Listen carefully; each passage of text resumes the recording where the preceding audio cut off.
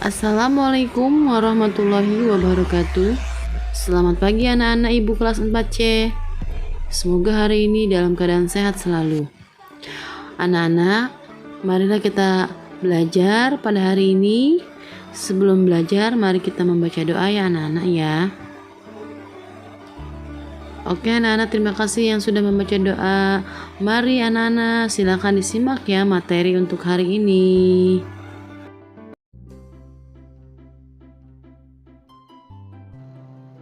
Hai adik-adik, kembali lagi dengan Kak Rina di online class 101. Kali ini kita akan belajar matematika untuk kelas 4 tema 1. Di subtema 1, keberagaman budaya bangsaku. Di pembelajaran 2, kita akan belajar segi banyak. Jangan dilewatkan karena ada informasi penting yang Kak Rina berikan. Dan diulang lagi videonya sampai adik-adik benar-benar paham. Ini ada di halaman 17 ya. Menyaksikan pawai budaya membuat Edo semakin kagum akan keberagaman budaya di Indonesia. Inginkah kamu mengetahui keberagaman budaya Indonesia lainnya? Pasti ya adik-adik ya. Nah yuk kita cari tahu bersama. Coba kita amati adik-adik, jadi pada saat menyaksikan pawai budaya, Udin sangat kagum dengan keindahan keberagaman budaya. Nah, kita lihat di sini ada banyak sekali baju adat ya dari berbagai macam daerah di Indonesia ya. Kemudian juga ada rumah adat yang ada di belakang ini. Nah, coba kita lihat adik-adik, temukan sebanyak-banyaknya bangun datar yang ada pada gambar di atas. Coba adik-adik sudah bisa lihat bangun apa saja? Yuk Karina sebutkan satu persatu. Yang pertama kita lihat ya. Nah tadi Karina sempat sebutkan di awal kita akan belajar segi banyak. Segi banyak adalah bentuk tertutup dengan sisi yang terdiri atas garis lurus. Nah kita temukan dulu yuk bangun datar, lalu nanti Karina akan jelaskan lagi yang mana yang segi banyak dan yang mana yang bukan. Nah kita lihat ya, yang pertama segitiga. Coba lihat adik-adik menemukan ada berapa banyak segitiga.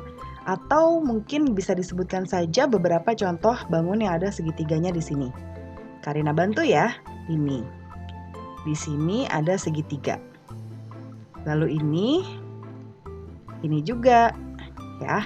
Dan masih ada banyak lagi. Kemudian bangun yang kedua yaitu jajar atau jajar genjang atau jajaran genjang. Coba adik-adik bisa melihat di mana ada bangun jajaran genjang. Ini ya. Nah, kemudian ini juga atap rumah ya adik-adik. Nah, kemudian berikutnya ada persegi panjang. Yang mana ya adik-adik?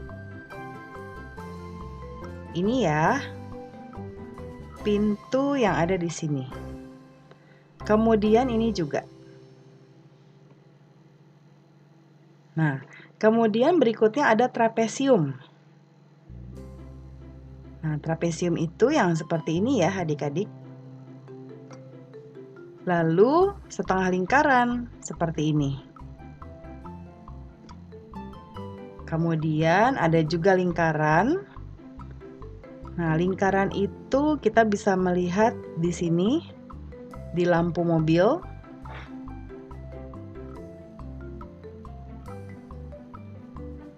Adik-adik bisa menemukan lagi yang lain. Nah, nanti cari lagi bangun datar yang lain ya adik-adik ya, atau segi banyak yang lain. Nah, kemudian sekarang kita lihat. Jadi apa sih segi banyak? Nah, kita lihat. Ya, bentuk berikut adalah segi banyak. Ini ya. Ini adalah segi banyak. Jadi seginya ada banyak. Bentuknya walaupun tidak beraturan, tapi dia seginya ada banyak. Lalu kita bandingkan dengan bangun yang ada di bawah. Bentuk berikut bukan segi banyak. Ya. Nanti kita akan bandingkan. Nah, pertanyaannya berdasarkan bentuk yang ada di atas, diskusikan dengan kelompokmu. Yang pertama, apakah segi banyak adalah kurva tertutup? Betul ya, karena semua sisi garis lurus menyatu dan tertutup. ya. Kemudian apakah sisi segi banyak adalah garis lurus? Jawabannya ya. Sisinya semuanya adalah garis lurus seperti ini. Semuanya lurus ya. Kemudian apa itu segi banyak? Nah, tadi sempat Karina kasih di awal pengertian dari segi banyak juga. Nah, kita lihat ya. Jadi segi banyak itu juga berdasarkan informasi yang kita dapatkan di sini adalah kurva tertutup yang dibatasi oleh garis. Ya. Nah, kemudian nanti ini untuk jawabannya. Jadi, ini jawabannya ya. Segi banyak adalah kurva tertutup yang dibatasi oleh garis. Kemudian berikutnya, berdasarkan bangun datar yang kamu temukan pada gambar pawai budaya, kelompokkan mana yang termasuk segi banyak dan yang bukan segi banyak. Dan nanti dijelaskan dengan alasannya ya. Nah, ini akan Karina buatkan kolomnya di sini di sebelah kanan. Jadi kita akan kembali ke atas. Nah, ini tadi bangun datar yang sudah kita temukan. Kita akan kelompokkan menjadi segi banyak dan yang bukan segi banyak. Kita mulai ya. Yang pertama adalah di bagian segi banyak ada segitiga. Ya, seperti yang ada di gambar ini. Ini segitiga. Kemudian jajaran genjang atau jajar genjang, persegi panjang, dan trapesium. Lalu yang bukan segi banyak adalah yang setengah lingkaran. Lingkaran. Nah, ini bukan segi banyak ya adik-adik. Nah, jelaskan kenapa. Nah, untuk menjelaskan kenapa ini bukan bangun datar yang sebelah kanan tadi yang lingkaran dan setengah lingkaran, karena bangun datar segitiga, jajaran genjang, persegi panjang, segi delapan, dan trapesium adalah bangun yang memiliki kurva tertutup yang dibatasi oleh garis lurus. Ya, jadi dia tidak terbuka seperti ini. Ini ada terbuka, jadi dia tidak disebut dengan segi banyak, kecuali kalau ini ditutup, ya, atau ini juga ditutup.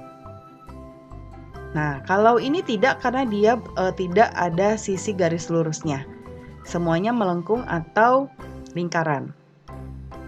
Sementara untuk lingkaran dan setengah lingkaran adalah bangun yang dibatasi oleh garis lengkung, seperti di gambar ini.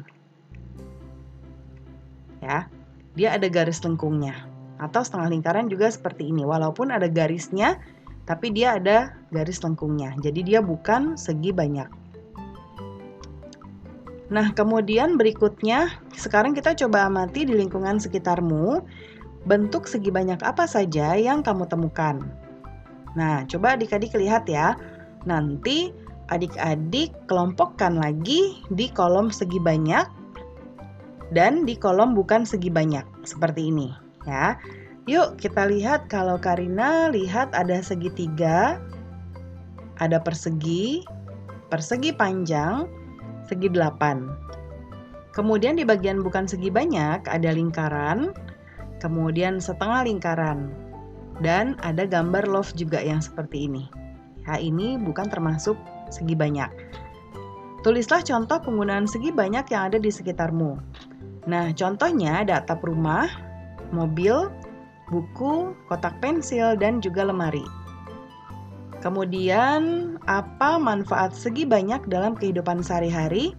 Yaitu untuk melengkapi berbagai macam bentuk-bentuk lainnya agar menjadi bangun datar yang sesuai dengan keinginan. Contohnya tadi rumah. Rumah itu terdiri dari banyak sekali bangun datar adik-adik. Ya, contohnya seperti ini. Ada segitiga, kemudian juga ada jajaran genjang seperti ini. Lalu ada persegi. Ya. Persegi panjang, dan mungkin kalau misalnya di sini ada setengah lingkaran ya, untuk jendela juga bisa. Jadi ada banyak sekali manfaatnya. Lalu apa yang terjadi jika segi banyak tidak ada dalam kehidupan sehari-hari? Tentunya kita akan kesulitan dalam memperoleh bangun kompleks yang kita inginkan. Bangun kompleks itu adalah seperti ini. Ya, jadi ada banyak bangunnya yang bisa kita rangkai bersama-sama menjadi satu kesatuan yang utuh. Nah, kita akan kesulitan. Nah, kemudian selanjutnya kita masih ada ya.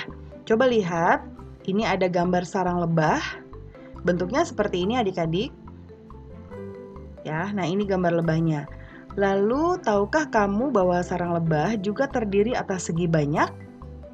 Sungguh menakjubkan bahwa Tuhan menciptakan sarang lebah yang tersusun dari sekumpulan bentuk segi 6. Ahli matematika meneliti bahwa bentuk segi 6 adalah bentuk geometris yang paling sesuai untuk memanfaatkan setiap bagian secara maksimum. Seandainya sarang lebah dibangun dengan bentuk lain, akan banyak bagian yang tidak terpakai. Madu yang dapat disimpan akan lebih sedikit, dan lebih sedikit pula lebah yang mendapat manfaatnya. Nah, jadi kenapa sarang lebah bentuknya seperti ini? Itu ada alasannya adik-adik. Ya, ada manfaatnya dan juga ada alasannya. Nah, ini adalah ciptaan dari Tuhan, ya. Nah, setelah kita belajar tentang segi banyak, saatnya kita mengisi diagram. Ya, diagram seperti ini, ya. Nah, ini diagramnya ada gambar kotak 4 buah seperti ini di sebelah atas, ya, kanan kiri atas bawah, dan juga ada lingkaran di tengahnya seperti ini. Nah, ini kita mau menjelaskan tentang segi banyak. Kita taruh segi banyaknya di tengah-tengah. Adik-adik pernah melihat diagram seperti ini? Nah, diagram ini disebut dengan diagram Freyer, di mana kita ingin fokus membahas sesuatu, di mana yang kita bahas di sini adalah segi banyak. Lalu kita ingin mencari faktor-faktor yang mendukung dari segi banyak ini, atau ciri-cirinya, lalu dan lain sebagainya. Contohnya saja di sini, untuk mengetahui segi banyak, kita membutuhkan informasi dari segi bentuknya. Yang pertama bukan gambar segi banyak. Lalu berikutnya nanti ada gambar segi banyak, definisinya, dan ciri-cirinya. Kita lihat ya di sebelah kanan. Nah, yang pertama kita lihat yang bukan termasuk segi banyak yang seperti apa gambarnya.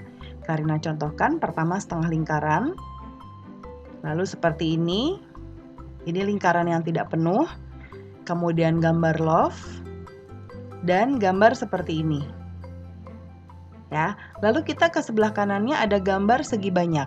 Contohnya ini ada segi 6.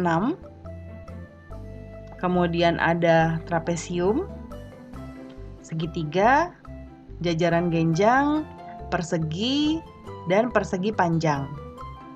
Nah, kemudian kita ke definisi.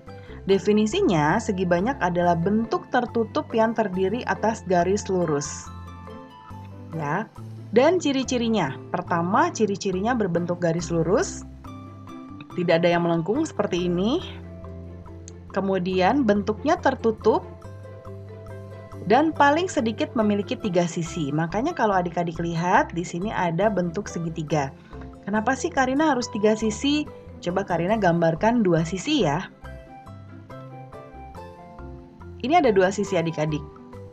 Nah, kalau 2 sisi dia tidak bisa membentuk bangun datar. Ya, harus ada 1 sisi lagi atau 1 garis lagi yang terhubung supaya membentuk suatu bangun datar seperti ini. Makanya minimal atau paling sedikit memiliki 3 sisi karena ini adalah bangun datar yang paling sederhana, ya, segitiga. Kemudian berikutnya kita lihat keberagaman budaya Indonesia sangat indah, diantaranya tarian, rumah adat, makanan, dan lain-lain. Keberagaman tersebut memperkaya budaya Indonesia. Tahukah kamu bahwa kita bisa mendesain keberagaman budaya Indonesia dari tangram? Nah, tangram itu apa Karina? Seperti ini adik-adik.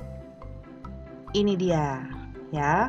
Nah, tangram ini terdiri dari 7 buah bangun datar seperti digambar di samping. Kita hitung yuk ada berapa bangun datarnya.